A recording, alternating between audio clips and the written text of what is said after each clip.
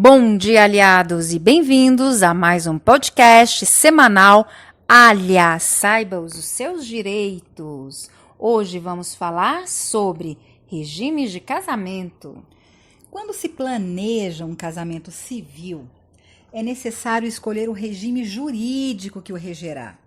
Isso porque, ao ser formalizado o casamento, ele passa a ser um instituto civil protegido por lei e deve traduzir a manifestação de vontade das partes que se casaram e garantir a igualdade entre os direitos e obrigações de ambos os cônjuges, conforme disposto no Código Civil Brasileiro. Dependendo do regime escolhido, o casal definirá, por exemplo, como será a divisão de bens futura, em caso de ruptura do matrimônio, ou em caso de falecimento, por exemplo, de um dos cônjuges. E é importante saber que o regime de bens não interfere no direito à pensão por morte. São institutos diferentes, são coisas diferentes. O Código Civil, ele prevê 5 regimes de bens, alguns obrigatórios em casos específicos, outros podendo ser escolhidos pelos cônjuges. E eles são, anotem aí, comunhão parcial de bens, comunhão universal de bens, separação total de bens, separação obrigatória de bens e participação final dos aquestos. Isso nós vamos explicar cada um aqui para vocês, um por um. Vamos começar com a comunhão parcial de bens, que costuma ser o mais comum. Esse é um regime automático que regerá o casamento se não for realizado nenhum pacto antinupcial, que é um acordo escrito que as partes fazem antes do casamento, falando sobre bens adquiridos durante o matrimônio de forma onerosa, ou seja, que foram pagos, quando eles passam a integrar os bens do casal. Assim, os bens adquiridos após o casamento, mesmo que apenas um deles tenha pago pelo imóvel, pelo bem, passará a ser bem comum do casal, pertencerá aos dois igualmente, e no divórcio serão divididos em partes iguais entre os casais. Pois é, e existem, mas para isso existem algumas exceções. Apenas os bens recebidos por herança, doação ou outro título gratuito antes ou após o casamento que não serão divididos com o outro cônjuge. Igualmente, os bens que já pertenciam a um dos cônjuges antes do casamento continuará sendo apenas dele, sem qualquer direito por parte do outro. E lembrando aqui que a lei ela regulamenta a igualdade entre casamento civil e união estável. Então, o que a gente falar aqui sobre casamento civil, ele também pode se aplicar para a união estável, salvo raras exceções, é igual. Em resumo, vamos falar aqui um resuminho sobre esse regime de bens, que é o parcial de bens.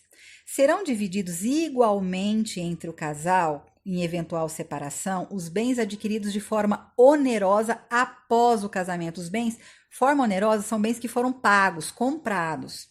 Serão excluídos de quem o adquiriu ou recebeu. Serão bens exclusivos daquele que comprou ou que ganhou por herança ou doação, bens recebidos a qualquer tempo, antes ou depois do casamento, a título gratuito. O que é título gratuito? Herança, doação. São bens que não foram adquiridos de forma onerosa que não foram pagos, e aqueles bens que foram pagos, adquiridos, portanto, de forma onerosa antes do casamento. Esses serão exclusivos daquele que o adquiriu ou recebeu. Pois é, esse regime, ele é bem mais amplo do que os demais outros regimes, né? Aqui, então, nós vamos falar agora sobre a comunhão universal de bens. Ele é muito mais complexo, né? Então, aqui todos os bens que cada parte possuía antes do casamento, aqueles bens, né, como os adquiridos, tanto aqueles adquiridos antes do casamento como aqueles adquiridos pós matrimônio, né, depois do casamento, mesmo que tenha sido pago apenas por um dos cônjuges, será um bem comum do casal. Mas existem exceções a essa comunhão universal de bens. Sendo afastados da eventual partilha, em caso de divórcio, os bens que não entram, né, em casa de divórcio, nessa comunhão universal, os bens recebidos a título gratuito, aquele mesmo que a gente falou lá da comunhão parcial, né? Aqueles bens a título gratuito por apenas um dos cônjuges, como herança ou doação, ou se forem adquiridos de forma onerosa, mas também sido gravados com cláusula de incomunicabilidade, quer dizer, que é essa incomunicabilidade? Que se tiver uma cláusula no contrato dizendo que o meu cônjuge ele não terá direito àquele imóvel, porém os dois terão que assinar esse mesmo contrato. Então, fique atento a essa exceção e verifique que o que o seu parceiro está adquirindo e leia as cláusulas, contrato por contrato. E se preciso for, vá até um advogado. Eu até aconselho a nunca, né? Nós aconselhamos a nunca assinar nada que um cônjuge, por mais que você ame, por mais que você confie, você assinar documentos ou... Se tiver dúvida, não assina. Não se, exatamente. E acho que mesmo em caso de não dúvida, é um direito nosso, é um direito de qualquer ser humano. Eu gosto de uma definição que um professor meu lá na faculdade deu, acho que no primeiro módulo de direito contratual. Ele falou, sabe o que é um contrato? Eu nunca esqueci isso. Ele falou, contrato é um documento feito entre amigos para ser usado quando eles se tornarem inimigos. Exatamente, é isso aí. Então, nunca assinem sem ler minuciosamente, cláusula por cláusula, o contrato inteiro. E se você não entende o que está sendo escrito, leve a um advogado para poder te aconselhar e para que ele possa te explicar de maneira bem simples o que significam aquelas cláusulas. Exatamente. Em resumo, na comunhão universal de bens, serão divididos igualmente entre o casal bens adquiridos antes ou após o casamento. Vai tudo para a mesma bacia que vai ser partilhada. Serão bens exclusivos de quem o adquiriu ou recebeu, aqueles bens recebidos a título gratuito, como herança ou doação, e bens adquiridos de forma onerosa, mas gravado na escritura com cláusula de incomunicabilidade. Vamos falar agora de separação total de bens do cinema? Vamos lá. Na separação total de bens, o próprio nome já explica esse regime. Nenhum bem do cônjuge se comunica com o outro, ou seja, nenhum bem pertencerá ao outro, permanecendo cada um com o seu próprio bem, né? Permanecendo com cada um deles tanto o que já possuíam antes quanto os que adquiriram a qualquer título depois do matrimônio. Cada um terá a sua vida financeira independente, separado um do outro, e em caso de divórcio, cada um fica com seu patrimônio. Em resumo, nada será dividido entre o casal. Cada um permanece com o que já tinha ou com o que já adquiriu, recebeu antes ou após o casamento. E hoje em dia, esse está sendo o regime mais usado atualmente. É verdade. Lembrando que se vocês esquecerem na hora do casamento ou da união estável formalizada de escolher o regime de bens, automaticamente vai valer o regime da separação parcial de bens. Aquele que não a gente escolheu falou lá na nada, frente. não escolheu nada, é separação parcial. Escolheu algum outro, vai ser o que você escolheu. Por exemplo, separação total de bens obrigatória. Aqui é um caso um pouquinho específico, porque você não pode, a lei te retira a faculdade de escolher o regime de bens em alguns casos. Ela obriga esse regime de casamento, de separação total de bens, no caso elencado no artigo 1641 do Código Civil. Ele fala, é obrigatório o regime da separação de bens no casamento. E aí eu vou ter que ler o artigo para vocês, porque não tem jeito. Inciso 1. Das pessoas que o contraírem com inobservância das causas suspensivas da celebração do casamento.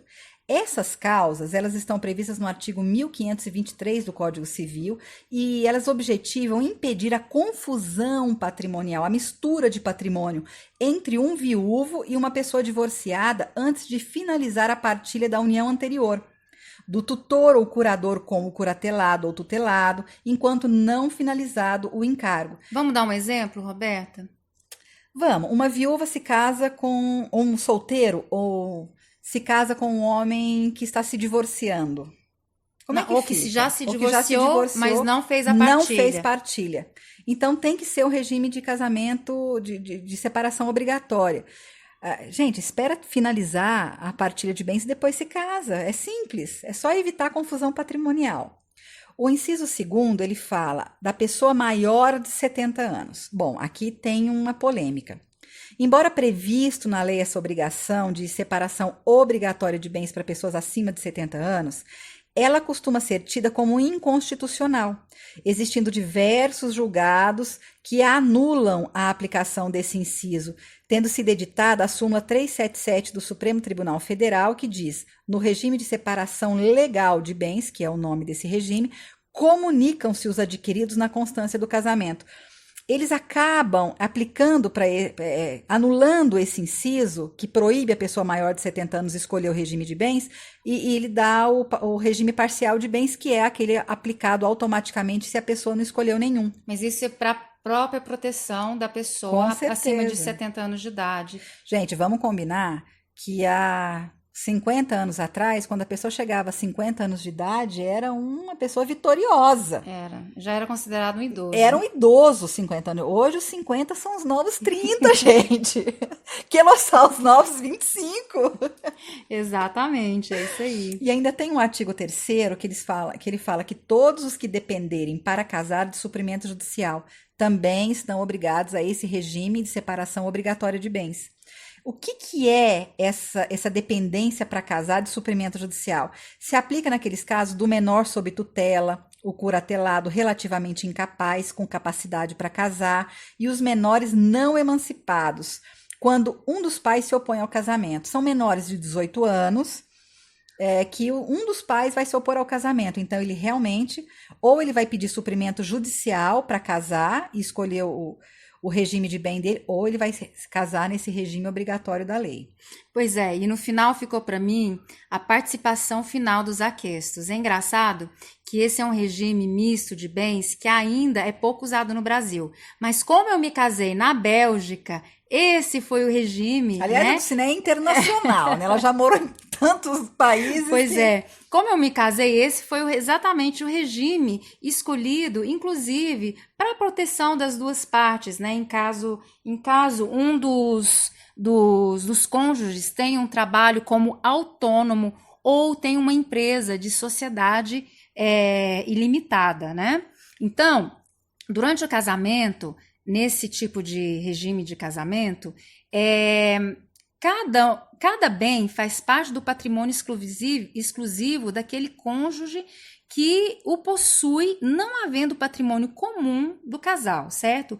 Funcionando como regime de separação de bens. Então, em um primeiro tempo, ele vai se parecer como um regime de separação total de bens.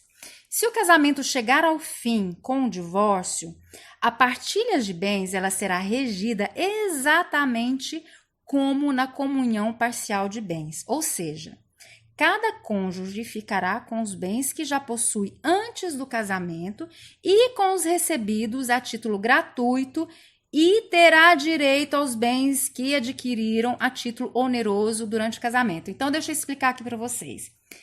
Nesse tipo de participação final dos aquestos, enquanto você estiver casado, tudo bem, cada um tem o seu patrimônio, cada um tem a sua conta corrente e tá tudo bem. Mas se existir uma separação, se existir um divórcio, ele passa a ser uma comunhão parcial de bens. E esse está sendo o regime mais usado hoje em dia lá fora do Brasil. E para que serve esse regime, gente? para o cônjuge ter maior liberdade em administrar o patrimônio dele durante a constância do casamento, sem depender da autorização ou participação do outro. E principalmente para não responsabilizar o outro cônjuge pelas dívidas e obrigações que um deles contrair durante o casamento. É exatamente isso que a gente falou. No caso, isso é muito utilizado para proteger o outro cônjuge. Digamos que eu seja um empresário, que eu esteja uma empresa, ou que eu seja um autônomo, para proteger o patrimônio da família, né? E como escolher esse regime de bens? Pois é, no momento da formalização do casamento civil, é obrigatório que os noivos escolham o regime de casamento. Se o regime de bens não for escolhido ou ele for declarado ineficaz ou nulo, valerá as regras do regime de comunhão parcial de bens por determinação da lei. Olha, o casal ele escolhe o regime de bens através de um pacto antinupcial, um contrato, uma declaração de vontades que os noivos fazem para estabelecer antes do casamento as regras e regime de bens que o irá reger. No pacto antinupcial, além de escolher entre um dos regimes que existem, os noivos ainda podem estabelecer regras específicas que desejam para a união ou eventual divórcio, desde que não afronte a lei, como, por exemplo, um valor por cada ano de casado a ser pago por um deles ao outro em caso de divórcio. Pode ser estabelecido porque não afronta a lei.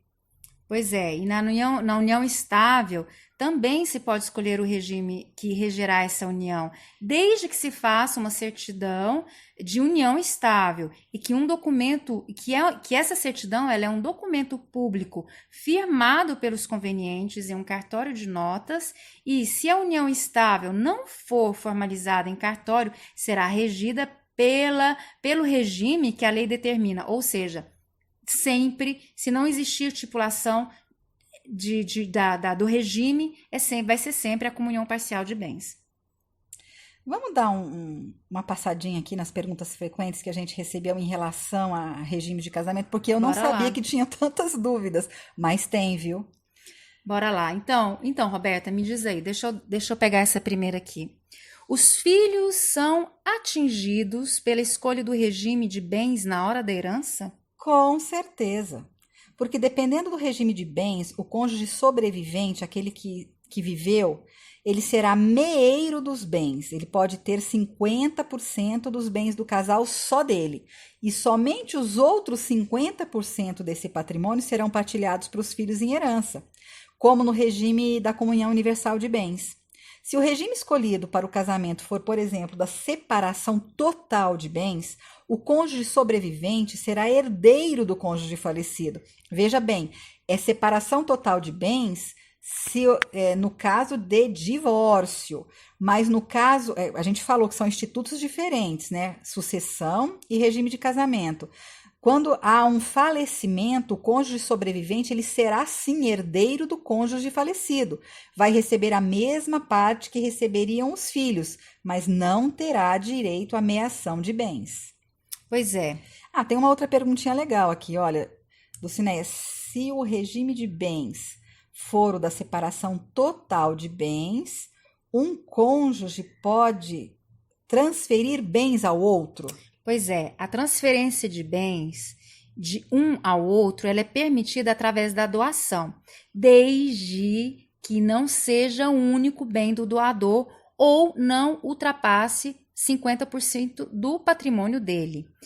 Isso porque, em caso de morte, abre-se a sucessão, onde os herdeiros necessários não podem ser excluídos de receberem sua parte na herança, que não pode ser inferior a 50% de todo esse patrimônio do falecido. Mas, mesmo que os bens de ambos não se comuniquem pelo regime escolhido, o cônjuge sobrevivente tem o direito real de habilitação, que é o de habitação, que é o direito que ele tem de permanecer morando no imóvel que já morava com o falecido até o sobrevivente morrer. Isso é importante falar. Então, mesmo que ela não seja herdeira, que ela não tenha direito a nada do marido que morreu, se eles moravam naquela casa à época do falecimento, ela não tem o direito ao patrimônio, mas ela tem o direito de morar lá até De morrer. permanecer lá até morrer, é exatamente isso, né? Vamos aqui a mais uma perguntinha. Posso mudar o regime de bens depois do casamento? Poder até pode, mas nesse caso a lei determina algumas condições para isso, né? A gente já falou até em outro podcast, o artigo 1639, parágrafo 2º do Código Civil. Quando forem procedentes as razões invocadas no pedido feito pelos dois cônjuges, mediante processo judicial, sempre com ressalva dos direitos de terceiros. E o que é essa ressalva de direito de terceiro? Por exemplo, eu sou casada em comunhão universal de bens, então tudo é nosso. De repente, meu marido, sei lá, eu entro em falência. Aí eu vou e separo dele e falo, não, vamos mudar agora para separação total de bens, para proteger pelo menos metade do... Isso pode ser fraude. Então, ressalva dos direitos de terceiros. Esse processo judicial vai analisar isso. Portanto, ele pode ser deferido ou não. Pois é. Mas essa aqui também é legal, Dulcineia. Para vender bens adquiridos antes do casamento pelo regime da comunhão parcial de bens, precisa de autorização do outro cônjuge? Sim, a resposta é sim, ele precisa dar a autorização, né? E essa autorização chama-se outorga uxória, que na prática é uma autorização do cônjuge não proprietário para que o outro possa se desfazer do bem.